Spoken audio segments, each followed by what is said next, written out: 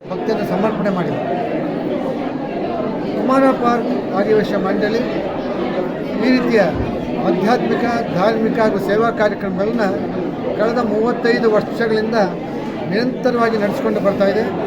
ಬೆಂಗಳೂರು ನಗರಕ್ಕೆ ಆಗಮಿಸುವಂತಹ ಪ್ರತಿಯೊಬ್ಬ ಪ್ರವಾಸಿಗಳಿಗೂ ಸಹ ಈ ದೇವಸ್ಥಾನ ನೋಡಬೇಕಾಗಿರುವಂಥ ಒಂದು ವಿಶೇಷ ಇದೆ. ಇಂಥ ಒಂದು ವಿಶೇಷವಾದ ಜಾಗದಲ್ಲಿ ಮತ್ತು ಕಲ್ಯಾಣೋತ್ಸವ ನಡೆದು ಲೋಕ ಕಲ್ಯಾಣವನ್ನು ಬಯಸಿದ್ದಾರೆ. ಇಲ್ಲಿ ಆಗಮಿಸುವಂಥ ಪ್ರತಿಯೊಬ್ಬ ಭಕ್ತಾದಿಗಳು ಅವರ ಇಷ್ಟಾರ್ಥಗಳು ಸಿದ್ಧಿಸುತ್ತೆ ಅಂತ ಒಂದು ಪ್ರತೀತಿ ಇದೆ. ಈ ಪ್ರಕಾರದಲ್ಲಿ ಇವತ್ತು ನಡೆದಿರುವಂಥ ಕಲ್ಯಾಣೋತ್ಸವದಲ್ಲಿ ಹೆಚ್ಚಿನ ಸಂಖ್ಯೆಯಲ್ಲಿ ಭಕ್ತಾದಿಗಳು ಆಗಮಿಸಿದ್ದಾರೆ. ಈ ಕಾರ್ಯಕ್ರಮ ಮತ್ತಷ್ಟು ಉತ್ತಮವಾಗಿ ನಡೆಯಲಿ.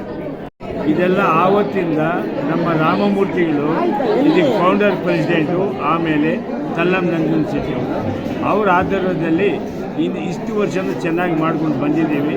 ಇದೆಲ್ಲ ನಮ್ಮಕ್ಕೋಸ್ಕರವಾಗಲ್ಲ, ಲೋಕ ಕಲ್ಯಾಣವಾಗಿ ಮಾಡ್ತಾ ಇರೋದು. ಅದಕ್ಕೆ ಸರ್ವೇ ಜನ ಸುಖಿನೋ ಭವಂತು ಅಂತಾರೆ. ಲೋಕ ಚೆನ್ನಾಗಿದ್ದರೆ ನಾಡು ಚೆನ್ನಾಗಿರುತ್ತೆ, ನಾಡು ಚೆನ್ನಾಗಿದ್ದರೆ ನಾವು ಚೆನ್ನಾಗಿರಬೇಕು.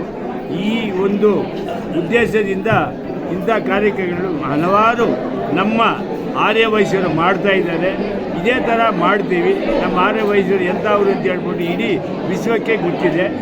ಸೊ ಇದರಿಂದ ಎಲ್ಲರಿಗೆ ಲೋಕ ಕಲ್ಯಾಣವಾಗಲಿ ಅಂತ ಹೇಳ್ಬಿಟ್ಟು ಎಲ್ಲರಿಗೆ